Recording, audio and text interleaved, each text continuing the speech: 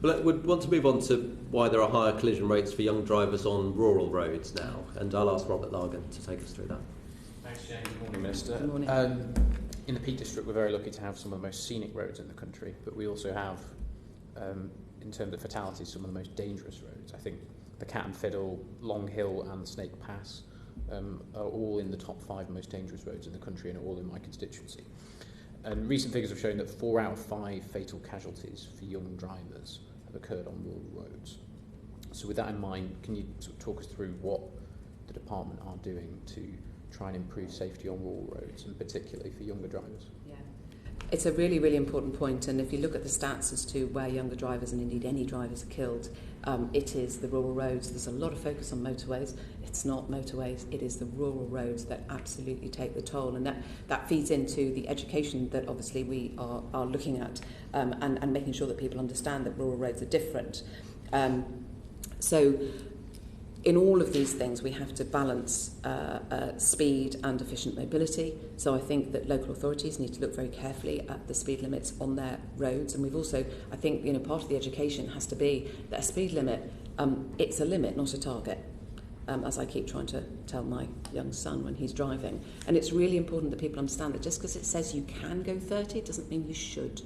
Because different driving conditions, particularly up in the Peak District, have very significant implications. So as you'll know, that roads are categorised according to how dangerous they are using the IRAP system. And obviously I'm well aware that where you are, there are a number, and there have actually tragically been some fatalities. So in terms of what we're doing, the Safer Roads Fund, which we announced in the 2016 autumn statement, put £100 million into the 50 most dangerous roads in the country. So sometimes it is the infrastructure that is dangerous, and we can do something about that.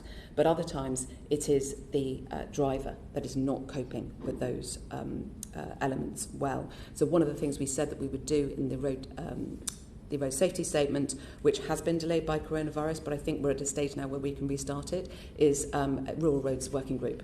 And I'm going to have working groups with sort of more professional drivers of rural roads, maybe like farmers and people like that, who use them for sort of work, but a specific focus as well on younger drivers that live in the countryside, need to get from A to B using a car, and how do they perceive the safety on rural roads. And then we'll take it from there, depending on what they say. Thank you. So this Rural Roads Working Group, has it met yet? It hasn't, no. We started, before the corona pandemic, we started scoping out exactly what we thought it would look like, and the sort of, and thinking about different groups we would want on it. It hasn't met yet because the pandemic, I'm afraid, has taken over, but it will now start to meet. Great. Okay. Well, I look forward to hearing what comes out from those meetings. Thanks very much. Back to you, Chair.